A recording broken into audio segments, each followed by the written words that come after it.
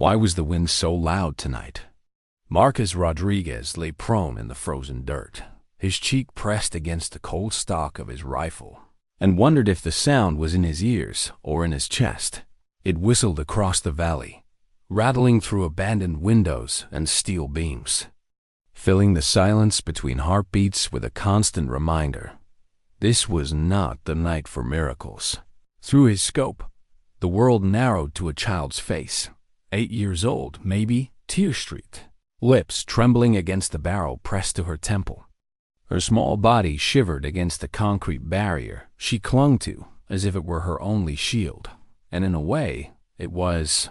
Her mother lay behind her, blood pooling beneath her hair, unmoving. The man who held the girl hostage screamed words Marcus half understood: corruption, revenge, betrayal. But he didn't need a translator to hear what the man truly meant. He had nothing left to lose. Marcus had seen that look before, that wild glint in the eyes of a man already standing in his own grave. It never ended quietly. "Command, we've got 30 seconds before he pulls the trigger," Marcus whispered into his throat mic. His voice betrayed him, rougher than he wanted. Beside him, Jake Morrison fumbled with the rangefinder, face pale. "Boss, 1-8-4-7 meters. Crosswinds 15. No, 20 knots, shifting every half minute. And," he hesitated, "80% of him is behind concrete. Only his shoulder and half his head peek out." Marcus adjusted the scope, searching for an angle that didn't exist. The factory where the terrorist had holed up sat in a wind tunnel valley between two hills. It might as well have been a fortress built by nature itself, even in perfect conditions. "This is," Jake's words trembled, "a prayer shot." The wind gusted again, sharp enough that Marcus felt it in his teeth. He blinked, realigning his focus, and caught the micro-movement of the man's finger on the trigger. The precursor to death. He'd been a federal sniper for 15 years. He'd made shots people whispered about later, the kind that earned nicknames and stories in dim bars, where other shooters listened with a mix of disbelief and envy. But tonight the math was merciless, a bullet traveling over a mile, through crosswinds and narrow gaps in concrete, didn't care about reputation. "Command wants a solution," Jake said, eyes never leaving his spotting scope. "Negotiator says he's escalating. We've got less than 2 minutes before he didn't finish. He didn't need to." Marcus exhaled slowly, his heartbeat sinking to the steady rise and fall of the rifle in his hands. He wanted to believe he could make this shot. That experience and instinct could bridge the gap between physics and hope. But even in his mind, the bullet wavered in the wind and struck the wrong target. Below, the hostage-taker roared again, jerking the little girl upright by her hair. Her small scream cut through the wind, and Marcus's finger tightened involuntarily on the trigger. "Boss," Jake whispered. 30 seconds, maybe less. The wind carried sirens from the perimeter. Helicopters pulsed in the distance. News cameras were already trained on the building, feeding the world a live stream of failure. The whole valley felt like a stage for something inevitable and cruel. Marcus's finger hesitated on the trigger. His chest felt tight. He thought of his own daughter, safe in her bed hundreds of miles away, and how her eyes looked when she trusted him completely. He blinked back a sting that had nothing to do with the cold. The man below began to squeeze the trigger. And then a crimson mist erupted.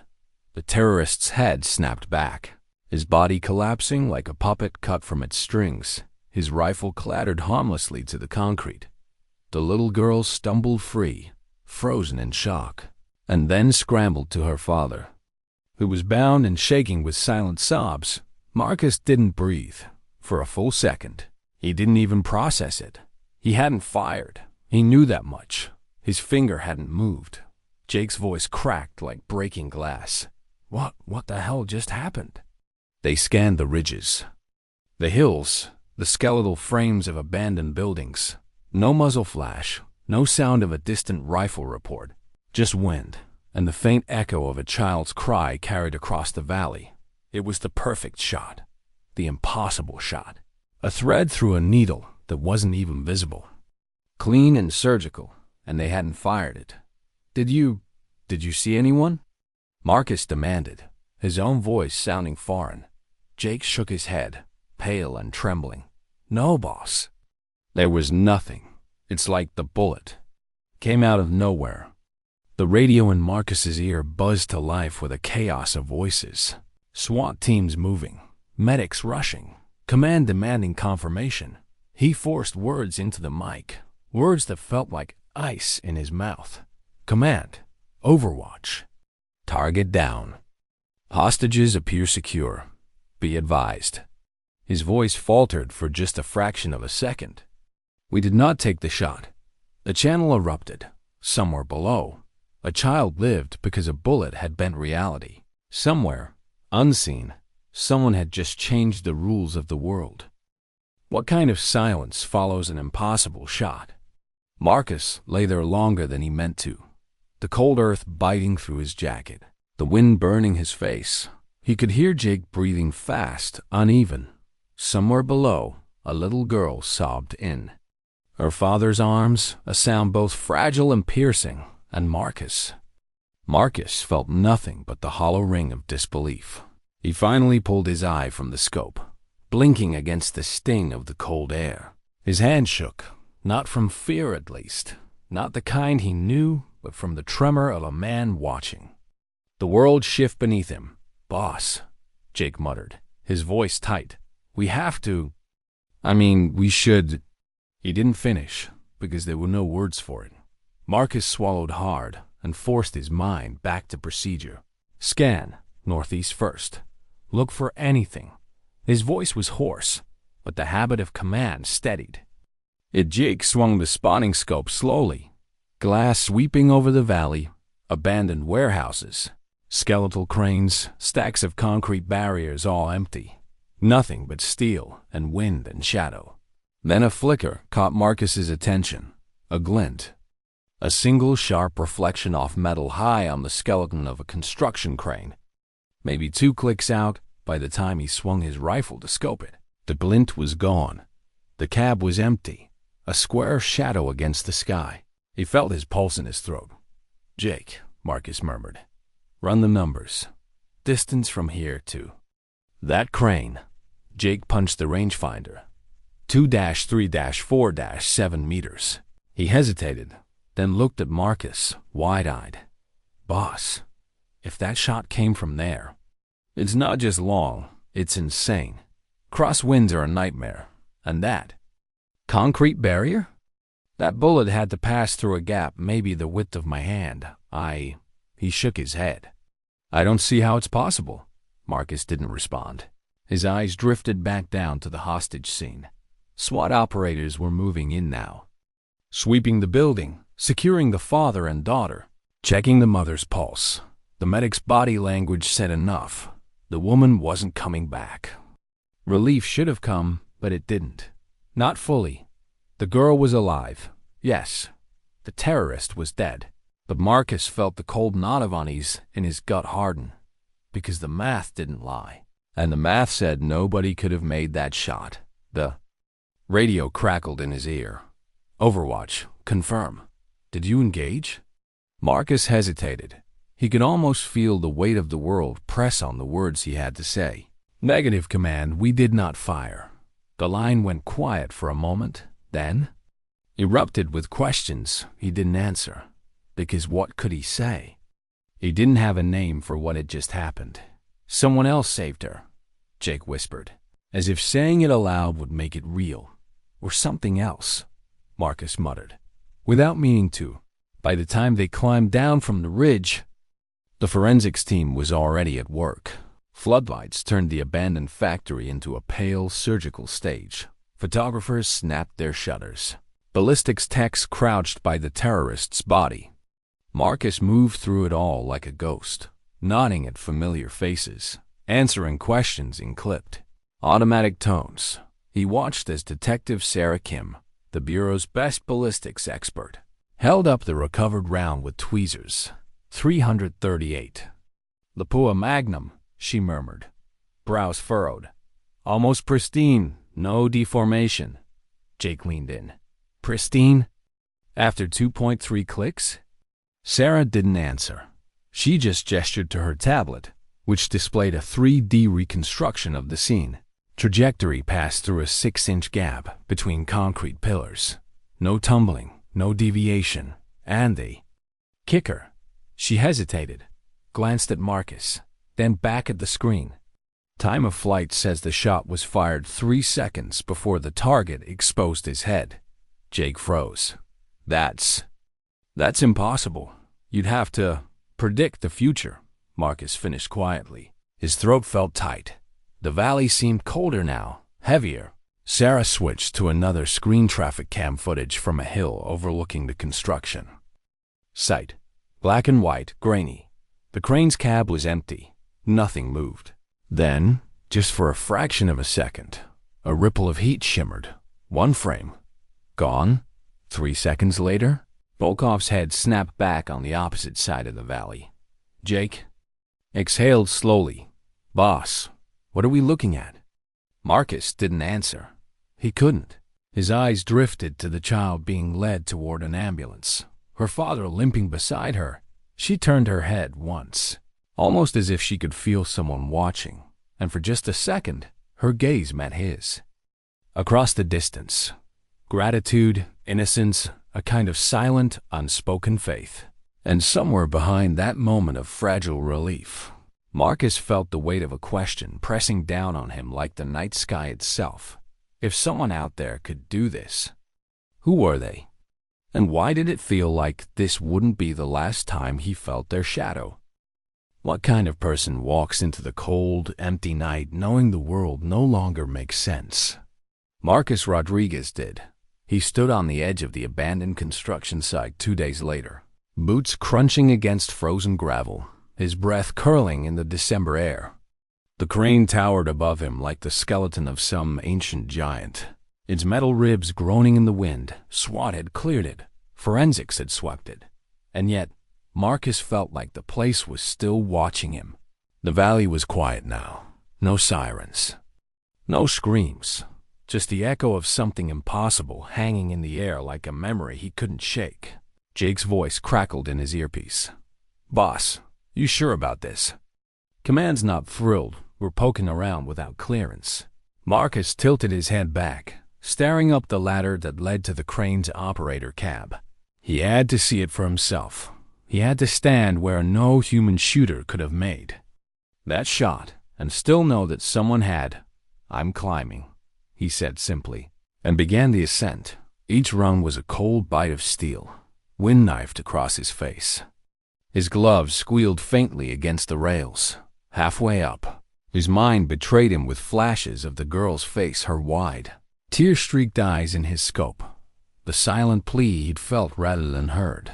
He blinked hard, climbing higher, until the city spread beneath him in gray.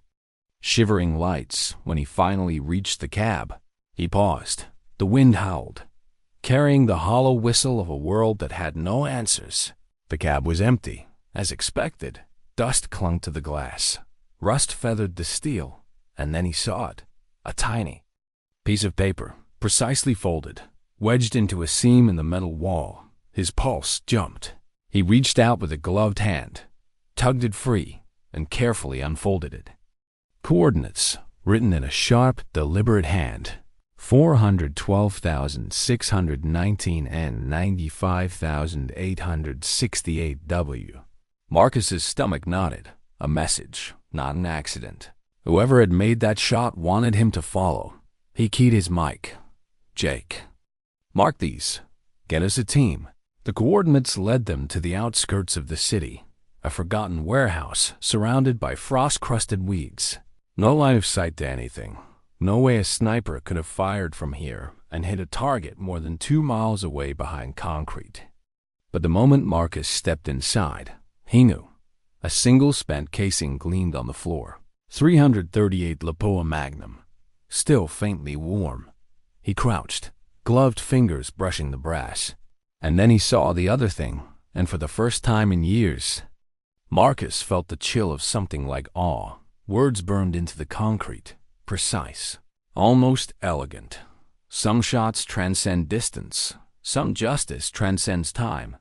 Jake exhaled behind him. Boss, what are we even looking at?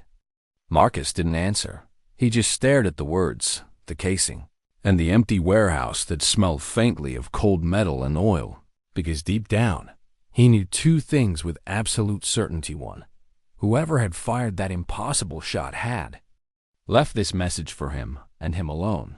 Two, this wasn't over. The nightmares started that night. He woke drenched in sweat, the echo of gunfire fading into the quiet hum of his apartment. His dreams weren't of failure or death, at least not in the way he'd known them before.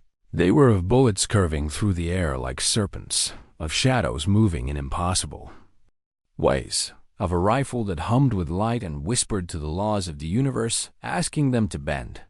And always, always, the little girl's eyes. Marcus sat on the edge of his bed, staring at the single-spent casing on his nightstand. He hadn't logged it as evidence. He couldn't. Some truths would never fit inside a government report. He thought he'd imagined the vibration at first, the faint buzz of his phone against the wood. He picked it up and felt his chest tighten. Unknown number, one line. Rooftop now. Come alone. Bring the casing. The city wind was sharper on the rooftop. His building's gravel crunched under his boots as he stepped into the night. The lights below blurred with the shimmer of the cold. She was waiting for him, a silhouette against the skyline, perfectly still, yet somehow coiled, like gravity itself bent differently around her. Marcus froze. He didn't know whether to raise his weapon or lower his head. You've been asking questions, she said softly, her voice carrying in the wind. European, maybe. Smooth and patient, but edged like glass. He swallowed hard. Who are you? She didn't answer right away. She turned just enough that the city lights painted her profile angular features, unreadable eyes, a face both human and not, marked by something he couldn't name. Someone who doesn't believe in impossible, she said, and Marcus realized, with a sudden jolt of cold clarity, that he had just stepped out of the world he knew and into hers. What do you say to someone who's rewritten the rules of the world? Marcus couldn't find words at first. The rooftop wind tore at his jacket, whipped her hair across her face, and still she stood perfectly balanced at the edge, like she belonged to the night more than to the city below. She didn't move when he finally stepped closer, boots crunching softly against gravel. You, he swallowed, realizing his voice sounded small. You made that shot. A faint smile touched her lips, not arrogant, not even proud, just knowing. You already knew that before you came here. Marcus's hand hovered near his holster out of reflex, but he didn't draw. Somehow, he knew that if she wanted him dead, he wouldn't have made it this far. How? That distance, that wind, the barriers. It wasn't possible. Her gaze met his, and for a second, he felt the weight of every death she had ever delivered. It wasn't cruel, but it was heavy, like standing in the shadow of someone who had carried more than any one human soul was meant to. You're still thinking in straight lines, she said quietly. Bullets, distance, cause and effect, human thinking. That's all there is, Marcus said, his voice rougher than he intended. But even as he spoke, he knew it was a lie. He had seen the shot. He had seen physics bend. She reached into the folds of her dark coat and drew a rifle sleek, black, its barrel catching the city lights in ripples rather than reflections. Its scope swirled faintly with shifting patterns, almost like a storm trapped under glass. Marcus felt his breath catch. He couldn't explain why, but he knew this weapon didn't belong to the world he'd spent his career mastering. When you stop accepting limits, she said softly, the world answers differently. She let the rifle settle against her shoulder, the movement fluid, almost gentle. Distance is just a suggestion. Time is a tool, and some shots are meant to happen. Her words hung in the cold air. Marcus felt the weight of them, not as a soldier, but as a man who'd spent his life believing that skill and discipline defined the edges of what was possible. Now he stood on a roof with someone who'd stepped beyond that edge. Why the girl? He asked finally. His voice had softened, stripped of the command tone he wore in the field. Why save her?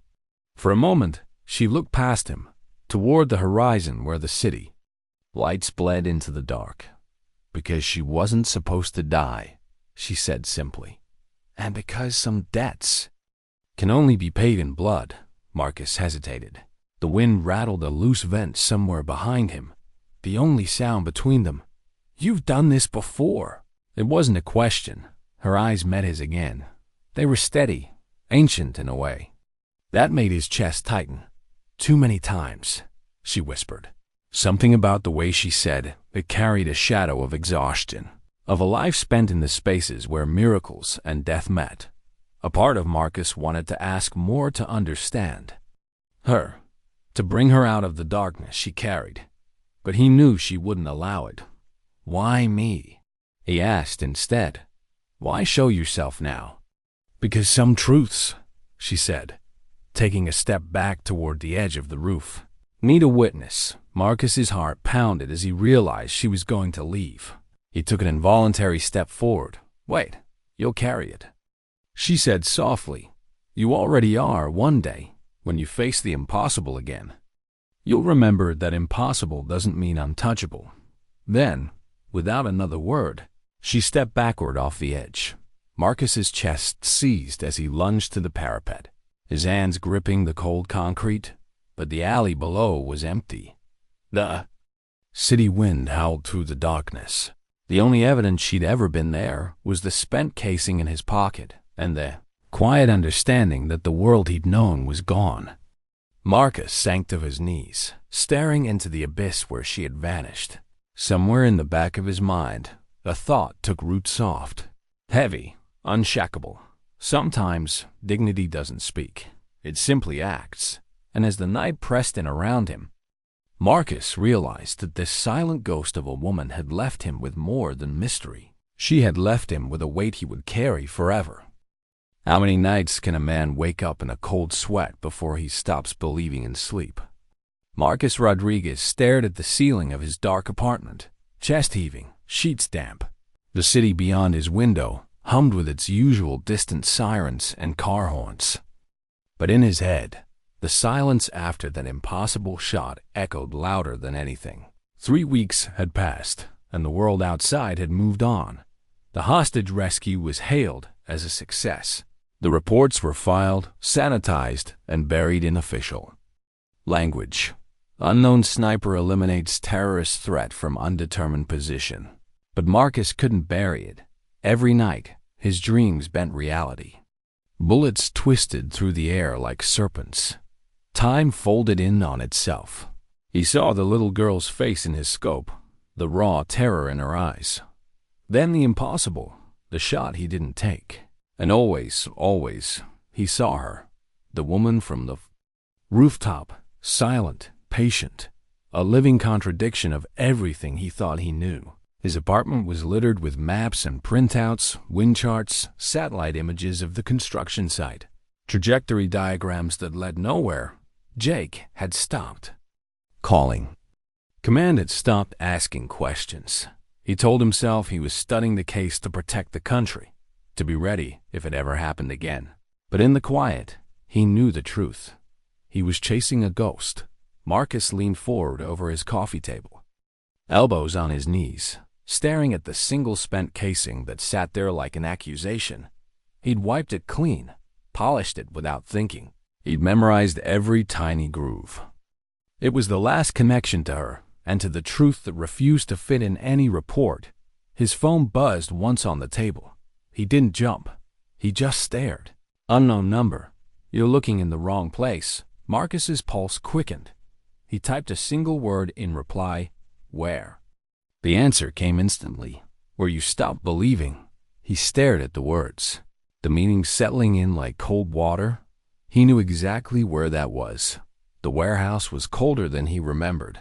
The December wind cutting through the broken windows like knives. His flashlight beam danced over concrete and shadows, over graffiti and old metal barrels, and then he saw it, another message, etched clean into the floor where the old one had been. You keep chasing the shot. Stop. Ask why it was. Taken. Marcus knelt, his gloved hand brushing the cold etching. Why? He whispered to himself. He remembered the girl's eyes, the small body trembling under the barrel of a rifle. He remembered the woman's voice on the rooftop, soft and steady. Some shots transcend distance. Some justice transcends time. Justice. The word didn't feel simple anymore. The next nights bled together. He barely slept. When he did, he dreamed of her rifle again. The swirling galaxies in the scope. The way it hummed like it had a pulse of its own. He dreamed of her standing alone in impossible places, patient, untouchable, the world bending to her quiet will by day. Marcus went through the motions of his job, paperwork, briefings, training younger agents who still believed that the laws of physics and the badge in their pocket defined the edges of possibility. But Marcus had crossed that edge. Every time he closed his eyes, he saw the rooftop, a silhouette against the city. The memory wasn't a comfort. It was a weight pressing deeper into his chest. He wasn't sure if he admired her or feared her. More. The text came again one night, simple and sharp. You're ready to see. Marcus's fingers hovered over the keyboard. He didn't ask see what, he just typed. Where? The reply came seconds later. Follow the wind. Hours later, Marcus stood on another rooftop, wind clawing at his coat. The city lights below shimmered like a restless ocean. His pulse thrummed in his ears as he scanned the horizon. Then he felt it, a presence. She was there, stepping out of the shadow of a ventilation unit, silent as mist, rifle slung against her shoulder. The same coiled stillness, the same unshakable calm. You came, she said softly, her voice nearly lost in the wind. Marcus's mouth was dry. I don't know why, but I had to. You already know why, she said. And as she moved closer, as her eyes locked with his in the cold night air, Marcus felt the walls of his old life crumble just a little more.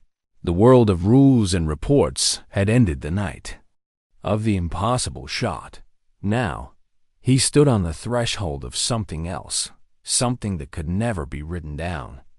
What does it feel like to stand beside someone who bends the world to their will? Marcus couldn't find the right word for it on that rooftop, with the city sprawled below like a field of restless stars. He felt small and infinite at the same time. The woman, no. The sniper moved like she belonged to a different kind of gravity, her boots barely whispering against the gravel as she approached. You kept the casing, she said. And it wasn't a question. Her eyes flicked briefly to his jacket pocket where the brass round rested like a secret he could never share. I couldn't let it go, Marcus admitted, his voice low, almost ashamed. I needed to understand. She studied him for a long moment, and for the first time, he saw something flicker in her gaze, something almost human, a shadow of exhaustion. Or empathy. Understanding has a price, she said softly. Marcus swallowed hard, the wind drying his throat. Then tell me, why the girl? Why that shot? Her eyes turned toward the horizon, toward the long dark where the city lights faded into nothing, because some lives weigh more than others, she said, and some deaths tip the scale back to balance. Marcus let the words settle, the weight of them cutting through the cold. He thought of the little girl clinging to her father. He thought of the dead mother, the blood on concrete, the man who had screamed about revenge and corruption before dying in an instant. You've done this before, he said quietly. Many times, she replied. To May. Who are you? Her lips curved. Not quite a smile, not quite sorrow. Someone who walks the line between justice and damnation. Someone who decided the world's rules weren't enough. Marcus looked at the rifle slung across her chest, the black metal, shimmering faintly, alive in a way no weapon should be. That gun, it's not military. It's not even possible. It's a key, she said. A way to open doors no one else can see, to reach across distance, to strike when the world says it can't be done. Marcus felt a chill that had nothing to do with the wind. And what does it cost you? Her silence said everything. For a long time they stood there, the wind their only witness. Marcus realized she wasn't proud of what she did, or thrilled by her own impossible skill. This was not heroism. This was a burden. You can't go back to the way things were after you see what I see, she said finally, her voice a whisper carried by the cold. Every trigger pull is a piece of yourself you don't get back. Marcus thought of his own career, 15 years of shots fired and shots withheld. He thought of the weight he already carried, the faces that sometimes visited his dreams. He realized then that she wasn't just a legend or a ghost. She was what waited at the end of a path he'd been walking his entire life, and she was tired. I can't explain this to anyone, he said. They wouldn't believe me. They don't need to, she said. Only you do. Her gaze met his one last time, steady and unreadable. Remember this, Marcus. The world will always tell you some things are impossible, and sometimes those are the things that most need to be done. Then, as suddenly as she had appeared, she turned and melted back into the night, leaving him alone with the wind in the city and the impossible truth he now carried. Marcus stood there for a long time, his heart heavy but certain of one thing. He would never look through a rifle scope the same way again. What happens to a man after he sees the impossible and knows he can never unsee it? Marcus Rodriguez walked through his days like a ghost. The Bureau still had him on active duty, but everything felt muted now. Briefings, weapons drills, the chatter of agents in fluorescent-lit hallways. He went through the motions, but the rhythm of his old life had cracked. Every sound became a reminder. The soft click of a rifle bolt in the armory sent a shiver through his spine. The distant roar of wind against the firing range roofs made his chest tighten. And every time he looked through a scope, he saw her silhouette in the night. He'd stopped sleeping properly. When he did drift off, the dreams came fast and heavy. Bullets that bent through the air like streaks of light. Concrete walls melting into pathways. The whisper of a trigger squeeze that seemed to ripple time itself. And always, the little girl, safe, alive, her wide eyes full of trust, looking out from a memory he hadn't earned. One afternoon, Marcus found himself back at the rooftop where she had first appeared to him. He hadn't planned to come. His legs had simply carried him there, driven by some silent pull.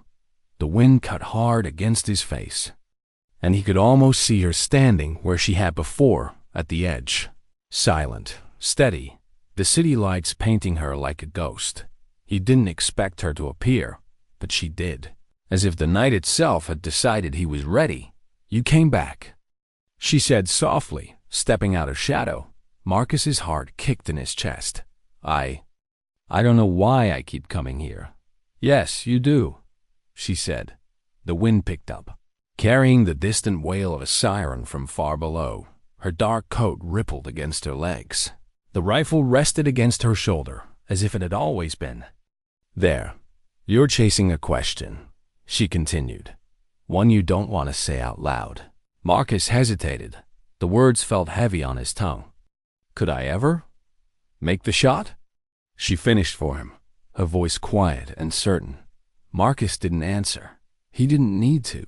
She studied him for a long moment, then unslung the rifle from her shoulder. The black metal caught the dim light like liquid, the scope swirling faintly with its impossible patterns. Hold it, she said. He hesitated. Then, slowly, he reached out. The moment his hands closed around the weapon, he felt it like holding a heartbeat, a vibration that wasn't mechanical but alive, resonating with something deep in his chest. The city lights seemed to shift. He could feel the wind, not just on his face, but in the space around him, mapping invisible paths. It listens, she said. If you're willing to listen back. Marcus brought the scope to his eye. The city stretched out in ways he'd never seen. Not just lights and streets, but angles, currents, possibilities. It was as if the rifle whispered the world's secret language. He lowered it, his hands trembling. It's not human. Her gaze was steady. No, but neither is the burden it asks you to carry. For a long time, they stood in the wind. Marcus knew she wasn't offering him glory or answers. She was offering him a weight, the same weight that bent her shoulders in the moment she thought no one was looking. "You're standing on a line," she said finally. "One step forward, and you never go back." Marcus glanced out at the city, then back at the rifle in his hands. He thought of the girl, of the hostage rescue, of the quiet words she had left behind in a warehouse. Some shots transcend distance. Some justice transcends time. And for the first time, he wondered if the line between justice and damnation was thinner than a trigger pull. What does the end of a path feel like? Marcus Rodriguez stood on that same rooftop again, the city humming below, wind carving cold lines across his face. The rifle rested in his hands, and though he hadn't fired it, he felt its weight in his. So, it wasn't just steel and glass. It was a choice. A door that once opened could never be closed. The woman appeared, as if the night had carried her forward. Silent, effortless, her silhouette merged with shadow and skyline. Her presence both calm and heavy. "You still here," she said softly. Marcus' voice was low. "I don't know how to leave anymore." She stepped closer, and the wind tugged at her hair, her eyes ancient in their patience, alive with every burden she had carried met his. "That means you understand the weight now." They stood in silence for a moment, the city moving without them, a living thing of lights and motion. "I can't live like this," Marcus said at last. "Knowing the world isn't to what I thought. Knowing someone can bend it, that you can. You will learn to live with it," she said, her voice gentle but edged. "The truth doesn't demand comfort, it demands witness." He swallowed hard. "And if I step forward? If I take that line you talked about, then you carry it with you forever. Every shot is a promise, Marcus. A debt you take on yourself. The world will never know. The world will never thank you. But you will sleep knowing that some lives exist because you chose to hold that weight." She studied him for a long moment, then lifted her rifle to the skyline. A single red targeting light bloomed in the distance. So far away it was almost part of the stars. "Tonight," she whispered, "there, as someone else who thinks the world can, to reach him." Marcus felt his chest tighten. He didn't know who the target was or why. He only knew the air felt the same as that night when a child's life hung by a thread. The hum of the city dimmed, the wind stilled, and the rooftop became a cathedral. She squeezed the trigger. The rifle didn't roar, it sang. A soft vibration passed through the metal, through Marcus' hands into his bones. He felt the world bend for her. No, with her. Far away, a light blinked and was gone. Marcus realized he was holding his breath. She lowered the rifle and handed it to him, her gloves brushing his fingers. "Now you understand. Some shots aren't about killing. They're about keeping the world in balance, quietly, invisibly." Marcus stared at the weapon, then at her. He wanted to ask what she was. He wanted to ask why she chose him to see her world, but deep down, he already knew the answer. Some truths weren't for reports or headlines. Some truths were just meant to be carried. The next morning, he stood alone on the rooftop. She was gone. The rifle was gone. Only the city stretched out before him, gray and waking, unaware of the line he now carried in his heart. He slid the spent casing from his pocket and turned it over in his fingers. It caught the pale light of dawn, gleaming like a tiny fragment of an untold story. Marcus closed his eyes and let the wind cut across his face. He felt the weight of it all, the little girl's life, the woman's impossible calm, the thin thread of justice that sometimes required silence. he finally understood the truth she left him with. Sometimes, dignity doesn't speak, it simply acts. And as he walked off the rooftop, leaving the city behind him, Marcus knew that he would carry her shadow, not as a burden, but as a vow. Somewhere out there, the impossible walked with quiet footsteps, holding the world together, one silent trigger pull at a time.